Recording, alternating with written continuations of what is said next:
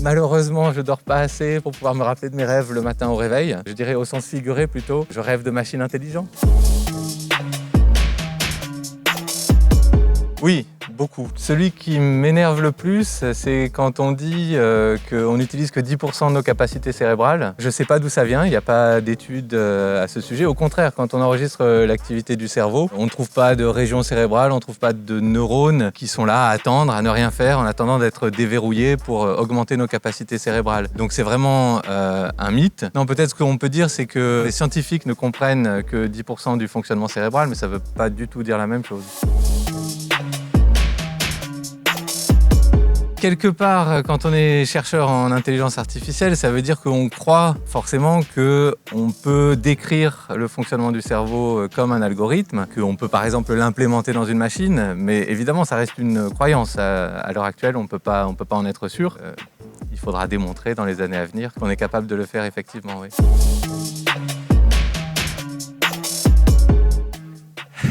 Alors, au sens propre, malheureusement, je dors pas assez pour pouvoir me rappeler de mes rêves le matin au réveil. Donc, je dirais au sens figuré plutôt, je rêve de machines intelligentes.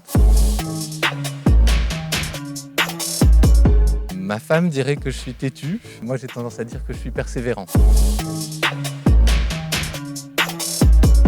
D'abord, peut-être que je devrais expliquer ce que c'est qu'un réseau de neurones artificiels. Donc, c'est une technique en intelligence artificielle qui a déjà plus d'une cinquantaine d'années, mais qui commence vraiment à porter ses fruits et à donner des résultats très intéressants ces dernières années. Ça consiste en fait à connecter ensemble beaucoup de petites unités qu'on appelle des neurones, il peut y en avoir plusieurs millions, qui se parlent entre elles par des connexions synaptiques, et on règle l'intensité de ces connexions synaptiques pour que le réseau puisse réaliser une tâche. Donc, c'est inspiré à l'origine du fonctionnement cérébral. Ça ressemble à un cerveau, et moi je fais partie de ceux qui croient qu'avec cette technique, on devrait pouvoir arriver à reproduire l'intelligence dans des machines.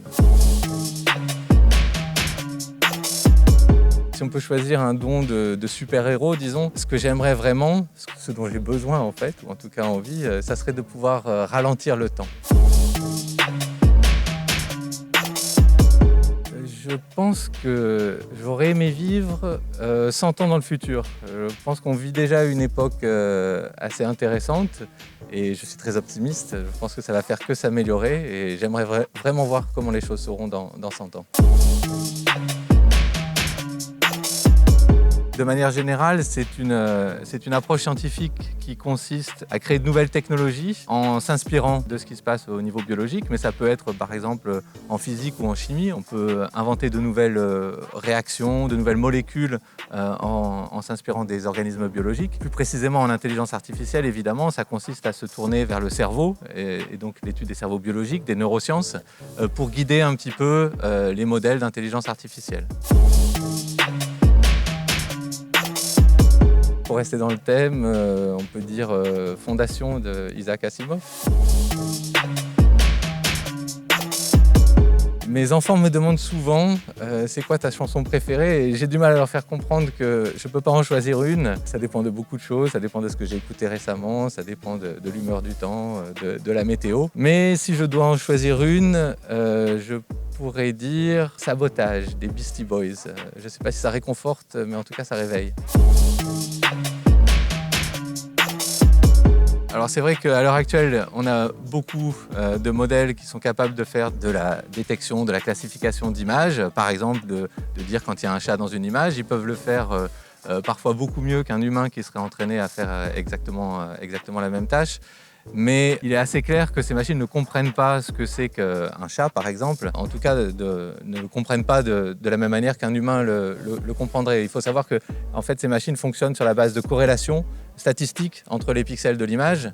Donc il n'y a pas vraiment de compréhension ici. On se rend compte que c'est assez facile de tromper ces machines. Par exemple, en changeant quelques petits pixels dans l'image, on peut faire en sorte que là où n'importe quel humain dirait oui, évidemment, c'est un chat, la machine va dire que c'est une machine à laver ou une mitrailleuse. Donc elle ne comprend pas vraiment ce que c'est qu'un chat.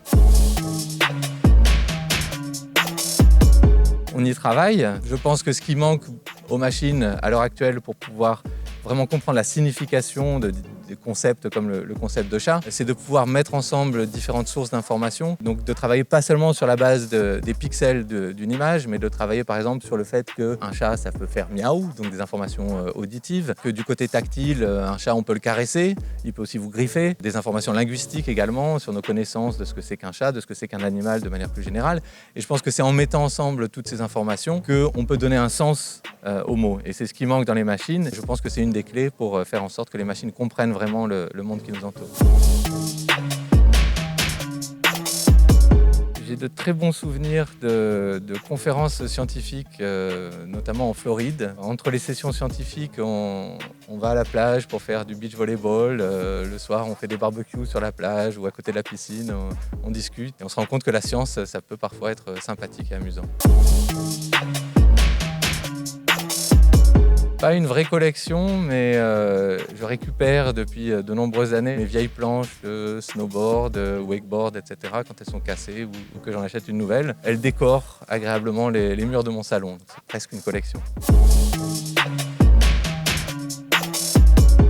En fait, on le fait déjà. Dès que j'arrive dans un bouchon, mon premier réflexe, c'est de sortir mon téléphone. Ils me montrent le chemin et moi, je suis bêtement le chemin qu'ils me disent.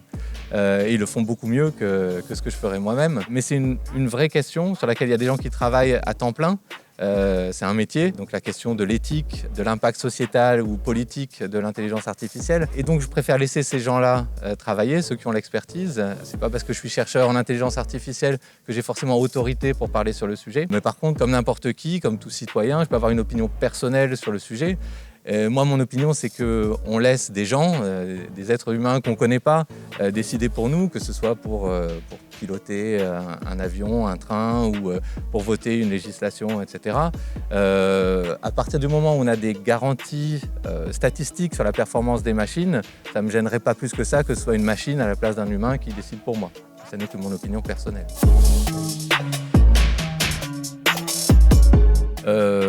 Plus de moyens. On nous demande d'être en compétition avec la Chine, avec les États-Unis, avec les géants du numérique. Et pour ça, il faut des idées. On a des idées, mais il faut aussi des moyens.